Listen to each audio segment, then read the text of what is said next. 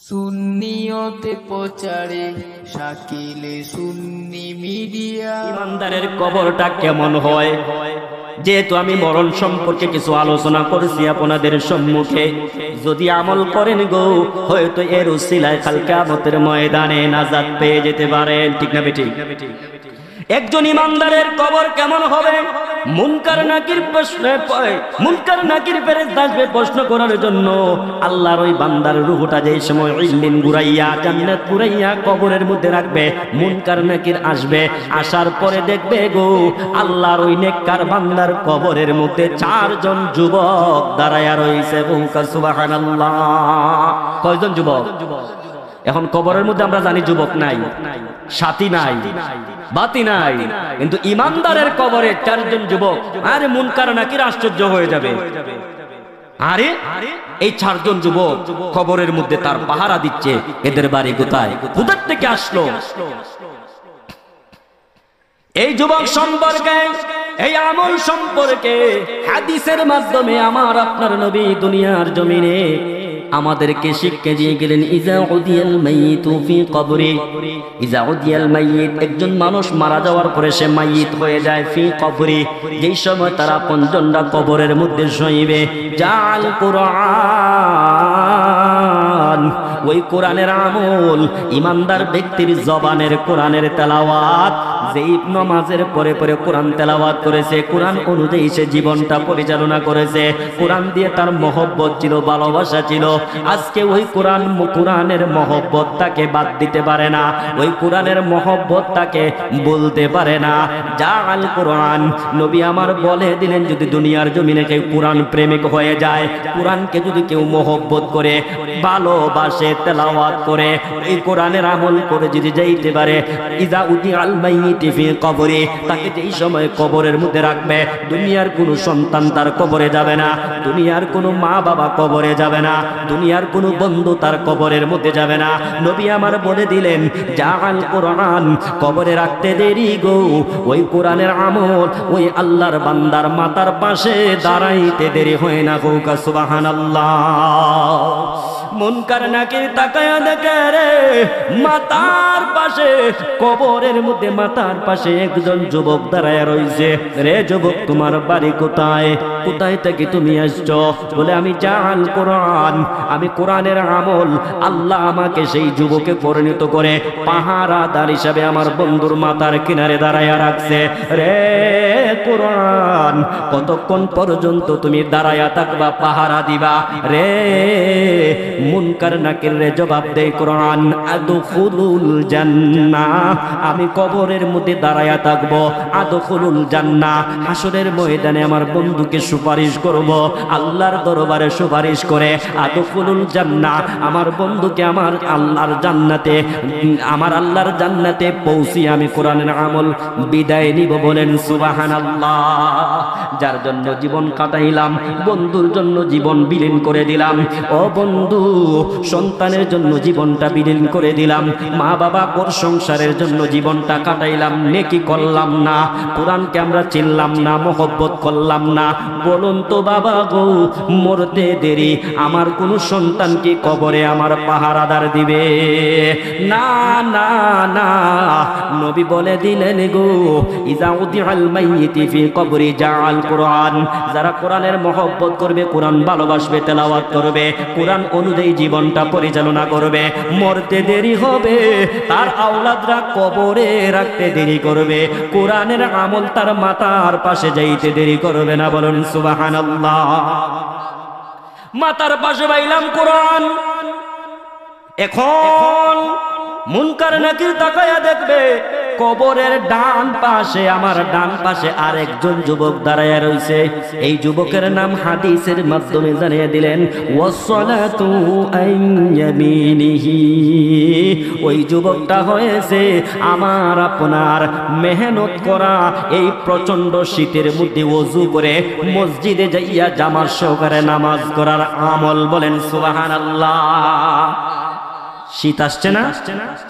এখন কিন্তু আমরা চেষ্টা করবো, এত প্রচন্ড শীত, কেমনে মসজিদে যাই, কেমনে নামাজ পড়ি, কেমনে ওযু করি। বাবারে, ওই কষ্টটা যে তোমার কেমন উপকারে আসবে যদি জানতে, আর যদি জানো ওই কষ্ট কোনো কষ্ট হতে পারে না। এই কষ্টর ফল অবশ্যই কবরে হাসরে পাইব, ঠিক না বেটি? শুনুন না কেমন উপকারে আসে। মুনকার নাকির তাকায়া দেখে ডান পাশে একজন যুবক। রে যুবক, তোমার পরিচয়? বলে আমি নামাজ। ওই বন্ধু দুনিয়ার জমিনে এক ওয়াক্ত নামাজ কাজা করে না, জামাত সহকারে নামাজ আদায় করেছে। প্রচন্ড শীতের মধ্যে সে ওযু করে জামাত সহকারে মসজিদে যাইয়া নামাজ পড়েছে। আজকে দুনিয়ার সন্তান তার পর হয়ে গেছে, দুনিয়ার মা বাবা তারা ওলাদরা পর হয়ে গেছে। নিষ্ঠুরের মতন পাড়াইয়া পাড়াইয়া মাটি দিয়ে সবাই বিদায় হয়ে গেছে। আমার বন্ধু আমি নামাজকে মহব্বত করেছে, ভালোবাসছে, মসজিদ ত্যাগ করে নাই, মসজিদে আসা যাওয়া করেছে, নামাজ পড়েছে। আমি ওই নামাজের আমল আমার বন্ধুর ডান পাশে থাকবো। কতক্ষণ পর্যন্ত থাকবা রে? আদখুলুল জান্নাহ। হাসরের ময়দানে আমার বন্ধুকে আল্লাহর দরবারে শাফায়াত করে আদখুলুল জান্নাহ, আমার ওই বন্ধুকে আল্লাহর জান্নাতে পৌঁছিয়ে বিদায় নিব। বলেন সুবহানাল্লাহ। এখন বাবাদের কাছে, যুবক ভাইদের কাছে আমার প্রশ্ন, বলুন তো দুনিয়ার জমিনে সেই নামাজকে মহব্বত করে আদায় করার দরকার আছে না নাই? আসেনি বাবা? যদি তাকে তাহলে বাইবা চিন্তা করে দেখেন, এই নামাজের আমলই আমার সঙ্গে হবে, কবরে যাবে, হাসরের ময়দানে আল্লাহর জান্নাতে পৌঁছে বিদায় নিবে। আমার আওলাদ, আমার মা বাবা, আমার সন্তান, রাসূল বলে দিয়েছেন হাসরের ময়দানে ওই আওলাদরা পর হয়ে যার যে দায়িত্বে যাবে, বাবার কথা সন্তান চিন্তা করবে না, সন্তান বাবার কথা চিন্তা করবে না। আজকে ওই আমলগুলো যদি রাসূল শিক্ষা দিয়ে গেলেন, দুনিয়ার জমিনে যদি আমি এই আমলগুলি করতে পারি, মরতে দেরি, কবরেও থাকবে, হাসরেও থাকবে, আল্লাহর জান্নাতে পৌঁছিয়ে সেটা বিদায় হবে, ঠিক না বেটি? বাম পাশে আরেকজন দাঁড়ানো। মুনকার নাকির প্রশ্ন করে, তোমার বাড়ি কোথায়, কোথা থেকে আসছো? জবাব দেয়, ওয়াসিয়ামু আন শিমালিহি, আমি হয়েছে রোজা। প্রচন্ড গরম ছিল, জিহ্বা শুকিয়ে গেছে, 1 মাস তার উপর রোজাটা ফরজ ছিল। ওই ফরজ রোজা, জিহ্বা শুকাই গেছে, গলাটা শুকাই গেছে, এরপরেও সেই রোজার আমল বাদ দেয় না। আমার বন্ধু দুনিয়ার জমিন আমি রোজাকে মহব্বত করেছে, ভালোবাসছে, আমল করে গেছে, দুনিয়ার সব তার জন্য পর হয়ে গেছে। আমি রোজা আমার বন্ধুর জন্য আমি পর হতে পারি না, আমি ওই কবরের মধ্যে পাহারাদার হিসাবে থাকবো। মুনকার নাকির বলবে, কতক্ষণ পর্যন্ত তুমি থাকবারে? আলো, আমি কিয়ামত নয় কবরের মধ্যে কিয়ামতের আগমান্তিক থাকবো। এরপরে কি করবা? আদখুলুল জান্নাহ, সুপারিশ করব আল্লাহর দরবারে আমার বন্ধুর জন্য। সুপারিশের মাধ্যমে আল্লাহ আমার বন্ধুকে আল্লাহর জান্নাতে পৌঁছিয়ে আমি রোজা বিদায় নিব। বলেন সুবহানাল্লাহ। সময় অতিক্রম হতে যাচ্ছে রে বাবা। এবার পায়ের কিনারে একজন যুবক দাঁড়ানো।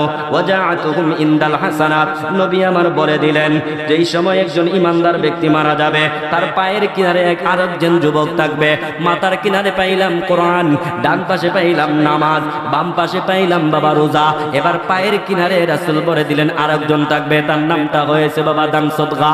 ওয়াজাআতুহুম ইনদাল হাসানাত। আজকে দুনিয়ার জমিনে আমি 1 টাকা রুজি করি হালাল পন্থায়, 2 টাকা রুজি করি আমি হালাল পন্থায়, মেহনত করে কষ্ট করে সেই রুজি করি। এর ভিতর দিয়ে আমি একটু একটু করে গরিব মিসকিন এতিমদেরকে দান করি, মসজিদ মাদ্রাসায় দান করি। এই হালাল উপার্জন থেকে তারা দুনিয়ার জমিনে যারা আল্লাহর রাস্তায় ব্যয় করেছে, যারা দান করেছে গো, নবী আমার বলে দিলেন এরা মরতে দেরি রে, ওই আমলগুলি তার কবরে যাইতে দেরি করবে না। বলেন সুবহানাল্লাহ। এখন বলুন তো দান করার দরকার আছে না নাই? আমি আপনি তখন দানটা কি ভুলে গেছি। এখন দান করতে আমার মনের মাঝে কষ্ট লাগে, অথচ দানের কথা তো আল্লাহ বলে দিয়েছে। সম্পদ দুনিয়ার জমিনে কে দেয়? আল্লাহ দেয়। সম্পদের মালিককে আল্লাহ। নিত মুহূর্তের মধ্যে আল্লাহ দেরি করে না। অথচ সম্পদ আমরা পাই, আল্লাহ আমাদেরকে পরীক্ষা করে, কিন্তু দানের ব্যাপারে যদি তাদের কাছে চাওয়া হয় মনের মধ্যে কষ্ট লাগে, কৃপণতা করে।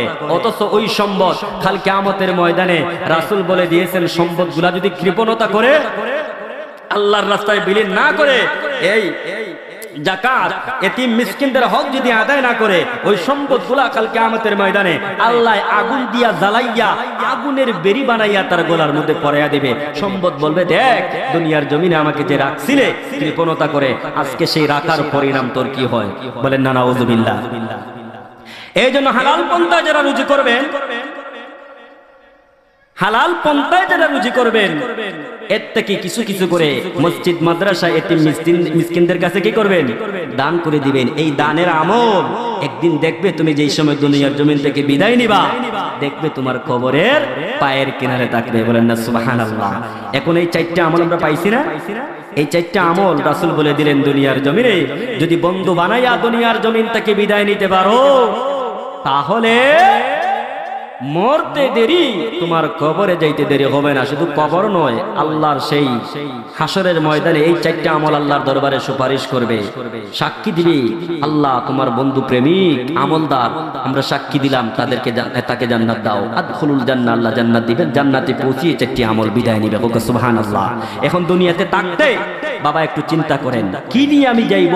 আজকে সন্তানের জন্য, স্ত্রী পুত্রের জন্য, সংসারের জন্য আমি যে সময়টুকু ব্যয় করি, ওই দিন একদিন আসবে যে আমি শূন্য হাতে বিদায় নিব দুনিয়ার জমিন থেকে। আমি নেওয়ার বেলায় কিছু নিতে পারবো না, টাকা পয়সা নিতে পারবো না। থাকতে যা কিছু আমি আমল করে পুঁজি বানাইয়া যাইতে পারি, সেটাই আমার সম্বল, আমার সঙ্গে যাবে। এই জন্য গভীর মনোযোগ দিয়ে আমরা চিন্তা করতাম, মরণের সম্পর্কে আলোচনা করতে, যাতে মরণ সম্পর্কে আমরা ধারণা সবসময় রাখতে পারি, ওই মরণের ভয় নিয়ে যাতে আমরা বাকি জীবনটুকু এই আমলের মাধ্যমে কাটাইতে পারি। আল্লাহ কবুল করুক। এই অত্র এলাকার মুরব্বী বাবা, যুবক ভাইদেরকে যেন আল্লাহ রাব্বুল আলামিন নামাজওয়ালা, তাকওয়াদার বানায়া দেয়, সবাই বলে আমিন। আজকের এই মাহফিলের ওসিলা যাতে অত্র এলাকার সমস্ত মুর্দেগানদেরকে আল্লাহ মাফ করে, সবাই বলে আমিন। ওয়া আখিরু দাওয়ানা আনিল হামদুলিল্লাহি রাব্বিল আলামিন। আসসালামু আলাইকুম ওয়া রাহমাতুল্লাহি ওয়া বারাকাতুহু।